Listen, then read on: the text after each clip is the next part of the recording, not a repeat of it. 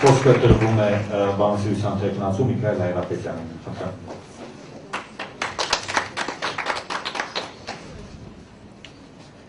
Սիրելի ներկաներ, կարծեք թե ամեն բան ասվեց, մասնավորապես պարոն Գարեգին Ջուքասեզյանը հրաշալի ամեն ինչ ներկայացրեց։ Թերևս մի փոքրիկ հավելում անեմ պարոն Ջուքասեզյանի ասածին։ Սա այո հերթական մարտահրավեր է, բայց եկեք խոստովանենք, որ սա քաղաքական մարտահրավեր է, քաղաքական մարտահրավեր մեր պետականությանը, որպեսզի այն դարձնեն ծայրագավառ, ֆորպոստ վերջնականապես։ Մենք արդեն իսկ դարձել ենք, պարզապես ոչ դեռ վերջնականապես։ Սա արձակված կրակոց է ուղիղ հայ տեսակի, այո տեսակի, ողնաշարին, որտեղից հետո այլևս շարունակություն չկա, որտեղից հետո այլևս անդամալույց ենք։ Ձեզանից որ մեկը իր երեխային կրթության կտար կամ կտաներ բժշկելու այսօրվա կրթության նախարարի մոտ, եթե չեմ սխալվում, նա մասնագիտության բժիշկ է։ Տեսեք, դուք ծիծաղեցիք, այսինքն նա տգետ է որպես բժիշկ,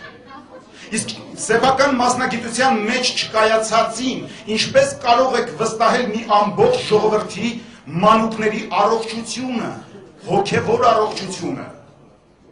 Եվ սա կարծում եք, որ միայն այդ Արմեն Աշոտ, Արմյաշկա, դրա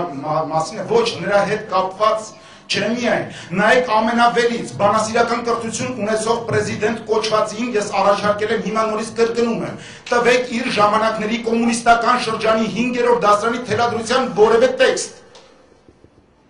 Սա խայտառակություն է, սա քաղաքական մարտահրավեր է մեր պետականությանը, իրոք սթափվել է պետք, բայց չհանգստանանք, թե եթե հանկարծ հիմա մեզ հաջողվի կասեցնել այս խայտառակ որոշումը, վաղը նորից չի հայտնվելու սա, մեկ այլ տեսքով չի հայտնվելու, մանավանդ որ սա առաջին դեպքը չէ,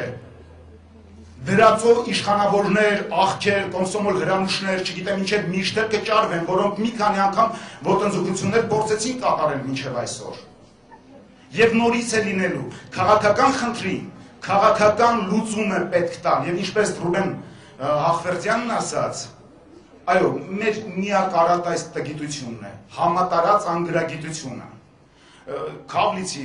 հասկանալով, որ սա քաղաքական խնդիր է, չկարծեք, թե ինքս հենց հիմա քաղաքական ինչ-որ բանի կոչ եմ անում, լինելով այո մի տեսակի մեջ։ Սա համատարած, համազգային ցավ է, ախտ է, եւ այս տգիտությունը, անգրագիտությունը, թերուսությունը պատել է բոլորիս։ Եվ պատահական չէ, որ մտավորականներն են այսօր ձայն բարձրացնողները։ Եկեք միասին այս մի փորձությունը կարողանանք հաղթահարել եւ մտածել, որ հիմնական, վերջնական լուծում է պետք տալ։ Այ Աշոտ Բլյանն ասում էր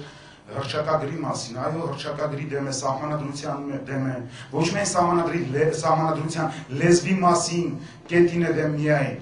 որ պետական լեզուն հայերենն է, այլ նաև հավասարության սկզբունքին է դեմ, այսօրվա քաղաքակիրթ աշխարհին է դեմ, ազատության, հավասարության, եղբայրության վրա կառուցված ժամանակակից արևմտյան աշխարհը այսօր չի կարող հանդուրժել, որ այստեղ որոշակի գավառացիներ հանկարծ փորձում են հավասարությունը գլխի վայր շրջել։ Այսինքն գեղոէլիտայի համար 1%-անոց ինչ-որ բան են փորձում կապել, սա դասական գեղեցիություն է, գյուղացիություն չեմ ասում, սա դասական գեղեցիություն է իրենց էլիտար համարել, եւ տեսեք ովքեր են համարողները, տգետները, եկեք այս մի բանը, չգիտեմ, այս մի մարտահրավերը միասին կարողանանք դիմակայել, բայց իմացեք, որ առջևում, եթե հայոց լեզուն այդքան շատ կարևորում ենք, հասկանում ենք, որ դա մեր միակ ազգային արժեքն է,